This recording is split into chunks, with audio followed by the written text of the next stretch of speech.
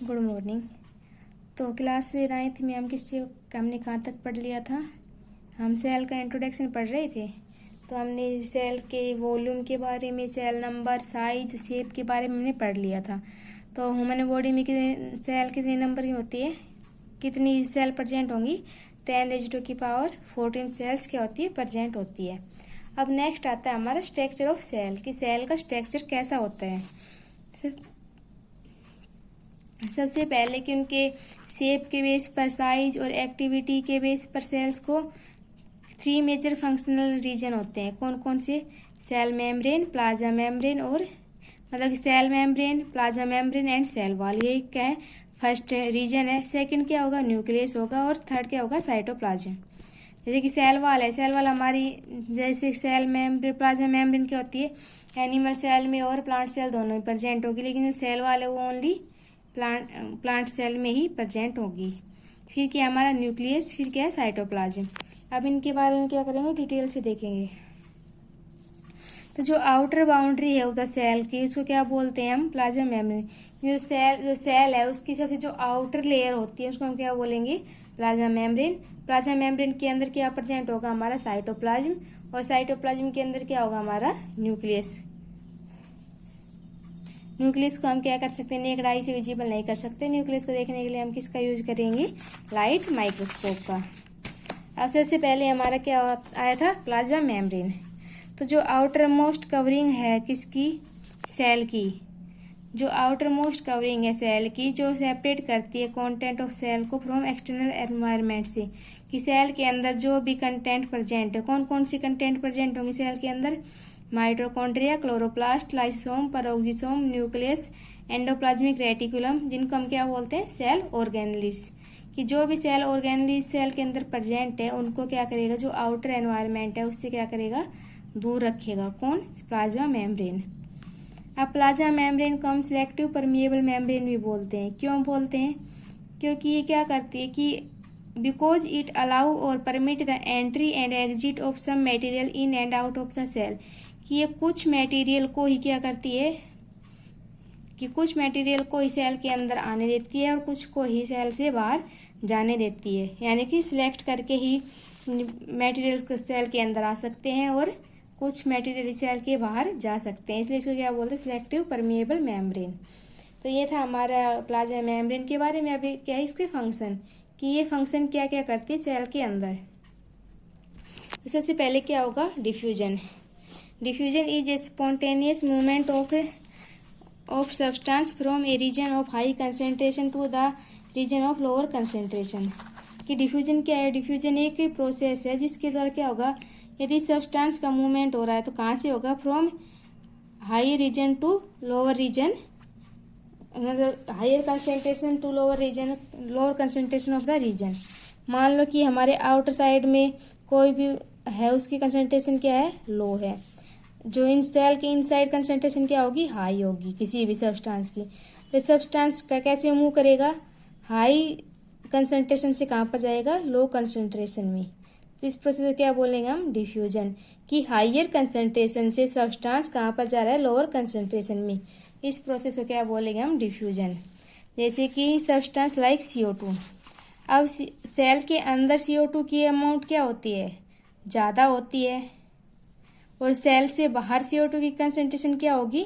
कम होगी। जैसे कि इनसाइड में क्या होता है? CO2 ज़्यादा होगा। बाहर CO2 क्या होगा? आउटसाइड में CO2 क्या होगा? कम होगा। कम होगा तो डिफ्यूजन में कैसे होगा? सब्सटेंस हायर से लोअर में, कि आउटर इनसाइड से कहाँ पर आएगा CO2? आउटसाइड में। तो इस तरह CO2 क्या करता है? सेल से बाहर आता है। इस प्रोसेस से डिफ्यूजन प्रोसेस है, क्योंकि सेल के अंदर CO2 ज़्यादा होता है और बाहर कम होता है, इसलिए हायर कंसेंट्रेशन से लोअर कंसेंट्रेशन में। और ऑक्सीजन कहाँ होता है? ऑक्सीजन आउटसाइड में क्या होगा? ज़्यादा होगा। और इनसाइड में ऑक्सीजन क्या होगा? कम होगा। तो ऑक्सीजन कहाँ जाएगा? ज़्यादा से कम की तरफ। तो इस तरह O2 क्या जाएगा? सेल के अंदर जाएगा और CO2 सेल से बाहर आएगा। इस प्रोसेस क्या बोलेंगे? डिफ्यूजन। कि जो सब्सटेंस की मूवमेंट कहाँ से हो रही है? हायर कंसेंट्रेशन से लोअर कंसेंट्रेशन वाले रीजन के अंदर। तो इस तरह क्या होगा? मूवमेंट होगी किसकी? CO2 की और O2 की। कि CO2 अंदर से क्या आएगा, बाहर आएगा, क्योंकि बाहर कंसेंट्रेशन CO2 की क्या है, कम है, और बाहर O2 की कंसेंट्रेशन क्या है, ज़्यादा है। तो अंदर से, तो बाहर से कहाँ पर जाएगा, इनसाइड द सेल, सेल के अंदर एंटर करेगा। इसको हम क्या बोलेंगे, डिफ्यूजन बोलेंगे। सेकेंड फंक्शन क्या होगा हमारा, ओस्मोसिस। इसमें तो क्या हो, डिफ्यूजन में तो क्या होता है सब्सटेंस का, ओस्मोसिस में किसकी मूवमेंट होगी, वाटर की। इसमें तो वाटर क्या करेगा, water also obey the law of diffusion, कि जो वाटर है वो किस लॉ का मतलब ओबे करेगा, डिफ्यूजन में। तो डिफ्यूजन में क्या हो रहा था कि हायर कंसेंट्रेशन से लोअर में, तो इसमें क्या मूवमेंट किससे होगी, वाटर में, कि वाटर हायर कंसेंट्रेशन से कहाँ पर जाएगा, लोअर कंसेंट्रेशन वाले रीजन में, through a selective permeable membrane. किसके थ्रू, सिलेक्टिव परमिएबल मेम्ब्रेन कौन सी थी हमारी, प्लाज्मा मेम्ब्रेन थी। तो वाटर क्या करेगा, हायर कंसेंट्रेशन से लोअर कंसेंट्रेशन के अंदर जाएगा। तो ओस्मोसिस क्या करेगा, osmosis is passage of water from a higher water concentration through a semi permeable membrane to a region of lower concentration, कि सेमी परमिएबल मेम्ब्रेन के द्वारा वाटर का passage higher region water concentration से lower water concentration में होगा। अब इसके लिए कुछ कंडीशंस है कि when we put an animal cell और plant cell in a solution of sugar और सॉल्ट इन वाटर, कि हम जो एनिमल सेल है उनको हम तीन कंडीशंस के अंदर रखते हैं। एक में जो आउटर में क्या होगा, वाटर कंसेंट्रेशन क्या होगी, ज़्यादा होगी। दूसरे सॉल्यूशन में क्या होगा, दोनों की अंदर और बाहर क्या होगी, सेम रहेगी। और थर्ड में क्या होगा, जो आउटर में जो वाटर कंसेंट्रेशन है वो क्या रहेगी, कम रहेगी। तो सबसे पहले कौन सोल्यूशन हमने कौन सा लिया, हाइपोटोनिक सोल्यूशन। तो हाइपोटोनिक सोल्यूशन कौन सा होता है, जब सराउंडिंग मीडियम के पास वाटर कंसेंट्रेशन क्या होगी, हायर वाटर कंसेंट्रेशन होगी देन द सेल, कि जो सेल के अंदर जो वाटर कंसेंट्रेशन है वो कम होगी, और जो सेल के बाहर जो वाटर कंसेंट्रेशन है वो क्या होगी, ज़्यादा होगी। अगर हम उस सॉल्यूशन में रखते हैं तो उस सॉल्यूशन को क्या बोलेंगे हम, डाइल्यूट सॉल्यूशन। डाइल्यूट मतलब कि वाटर सॉल्यूशन क्या है, ज़्यादा होगा। तो वाटर मॉलिक्यूल कहाँ पास करेंगी, इनसाइड द सेल, क्योंकि बाहर क्या है, कंसेंट्रेशन ज़्यादा है, और सेल के अंदर कंसेंट्रेशन क्या होगी, कम होगी। अगर सेल के अंदर वाटर की कंसेंट्रेशन कम है तो वाटर कहाँ करेगा, आउटर में क्या होगी, ज़्यादा कंसेंट्रेशन होगी किसकी, वाटर की। इनसाइड सेल कैसी होगी, कम होगी वाटर कंसेंट्रेशन। तो वाटर क्या करेगा, डिफ्यूजन का रूल ओबे करता है, तो हायर वाटर कंसेंट्रेशन से कहाँ पर जाएगा, इनर में। इनर में जाएगा तो सेल क्या होगी, जो हमारे पास एक सेल है, सेल के अंदर और अगर वाटर इसके अंदर एंटर करेगा तो सेल क्या होगी, स्वेल कर जाएगी। तो हाइपोटोनिक सॉल्यूशन में क्या होता है कि सेल क्या करती है, वाटर को एब्जॉर्ब कर लेती है और स्वेल हो जाती है। इसको हम क्या बोलेंगे, हाइपोटोनिक सॉल्यूशन। अब आइसोटोनिक सॉल्यूशन क्या होता है कि जब जो सेल से बाहर जो वाटर कंसंट्रेशन है वो जो सेल के अंदर जो वाटर कंसंट्रेशन है वो क्या रहेगी, दोनों सेम रहेगी। कि जितनी कंसंट्रेशन में वाटर बाहर प्रेजेंट है उतनी ही कंसंट्रेशन में वाटर क्या होगा, सेल के अंदर प्रेजेंट होगा। तो क्या होगा, वाटर का मूवमेंट नहीं होगा। तो वाटर का मूवमेंट नहीं होगा तो सेल के ऊपर भी कोई इफेक्ट नहीं पड़ेगा, सेल पे इफेक्ट नहीं पड़ेगा, सेल एज इट इज रहेगी। तो इस सॉल्यूशन को क्या क्या बोलेंगे हम, आइसोटोनिक सॉल्यूशन। तो वाटर की कंसंट्रेशन दोनों साइड में क्या है, सेम है। अब थर्ड प्रोसेस क्या होती है हमारी, हाइपरटोनिक सॉल्यूशन। इसमें क्या होगा, जो लोअर कंसंट्रेशन है वाटर की वो क्या होगी, कम होगी as compare to inside the cell. कि जो सेल के अंदर जो वाटर कंसंट्रेशन है वो ज़्यादा है और जो सेल के बाहर जो वाटर की कंसंट्रेशन है वो क्या है, कम है। अगर बाहर वाटर की कंसंट्रेशन कम है तो वाटर क्या करेगा, हायर रीजन से लोअर रीजन की तरफ मूव करेगा। तो वाटर क्या करेगा, सेल से बाहर चला जाएगा और सेल क्या हो जाएगी, श्रिंक हो जाएगी। कि सेल ने क्या कर दिया, वाटर को लॉस कर दिया, तो सेल क्या हो जाएगी, श्रिंक हो जाएगी या टर्जिड हो जाएगी। इस प्रोसेस को क्या बोलते हैं हम, टर्जिडिटी भी बोलते हैं। तो इस प्रकार के सॉल्यूशन को हम क्या बोलेंगे, हाइपरटोनिक सॉल्यूशन। नेक्स्ट क्या था हमारा,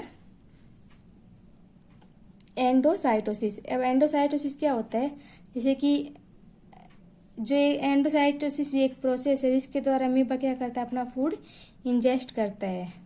it is the injection of food material by the cell through the plasma membrane from the external environment. कि एंडोसाइटोसिस से प्लाज्मा मेम्ब्रेन के थ्रू अमीबा क्या करेगा, अपना भोजन अपना जो फूड मटेरियल है उसको ऑब्टेन करेगा, इंजेस्ट करेगा। कहाँ से? एक्सटर्नल एनवायरनमेंट से। नेक्स्ट हमारा क्या है कि plasma membrane is flexible and made up of organic molecules called lipid and proteins. जो प्लाज्मा मेम्ब्रेन का स्ट्रक्चर कैसा होता है कि प्लाज्मा मेम्ब्रेन फ्लेक्सिबल होती है, कि फ्लेक्सिबल होती है और किससे बनी होती है? कुछ ऑर्गेनिक मॉलिक्यूल्स से, जैसे कि लिपिड और प्रोटीन से। हम प्लाज्मा मेम्ब्रेन को कैसे ऑब्जर्व कर सकते हैं? एन इलेक्ट्रॉन माइक्रोस्कोप, कि इलेक्ट्रॉन माइक्रोस्कोप के अंदर हम क्या कर सकते हैं? प्लाज्मा मेम्ब्रेन को ऑब्जर्व कर सकते हैं। अब नेक्स्ट क्या? Cell wall. In plant cell a rigid cell wall present outside the plasma membrane, कि जो हमारी प्लांट सेल है जिसमें प्लाज्मा मेम्ब्रेन क्या थी? हमारी आउटर कवरिंग थी। उस जो आउटर कवरिंग के बाहर भी एक क्या होती है? रिजिड सेल वॉल प्रेजेंट होती है। किसके? प्लाज्मा मेम्ब्रेन के आउटर में। प्लांट सेल वॉल है वो किससे बनी होती है? मेनली सेलुलोज से। प्लांट सेल एनिमल्स में क्या होती है? सेल वॉल एब्सेंट होती है, ओनली प्लांट में प्रेजेंट होती है। किससे मिलकर बनी होती है? सेलुलोज से। और ये क्या करती है? प्लांट को स्ट्रेंथ प्रोवाइड करती है। अब क्या है नेक्स्ट हमारा? फंक्शन ऑफ सेल वॉल, की सेल वॉल क्या फंक्शन करती है?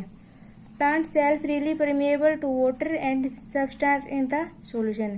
प्लांट सेल क्या करेगी? परमेएबल करेगी वाटर और मॉलिक्यूल को इन द सॉल्यूशन, कि जो वाटर और सॉल्यूशन को है उनको क्या करेगी? की मूवमेंट में हेल्प करेगी, कि उनको एक्सचेंज करने का काम करेगी। सेकंड क्या? It permit the plant cell to become turgid, ये सेल वो प्लांट सेल को क्या करेगी? टर्जिट होने के लिए भी परमिट करेगी। टर्जिट मतलब ये जब जो प्लांट सेल है वो क्या कर देगी? वाटर लॉज कर देगी, तो उसको क्या बोलेंगे हम? Turgid plant cell. It provide mechanical strength to support the cell, कि ये क्या करेगी? सेल को मैकेनिकल स्ट्रेंथ प्रोवाइड करेगी, जिससे क्या करेगी? सेल को सपोर्ट होकर, सेल को सपोर्ट करने के लिए क्या करेगी? मैकेनिकल स्ट्रेंथ प्रोवाइड करेगी। नेक्स्ट क्या है कि प्लाज्मोलिसिस। ये प्लाज्मोलिसिस में क्या करेगी? सेल वॉल हेल्प करेगी। अब प्लाज्मोलिसिस क्या होता है? When a living plant cell lose water through osmosis there is a shrinkage of protoplasm away from the cell wall. This phenomena is called plasmodesmata. In cell wall narrow pores और pits present called plasmodesmata which allow exchange of material.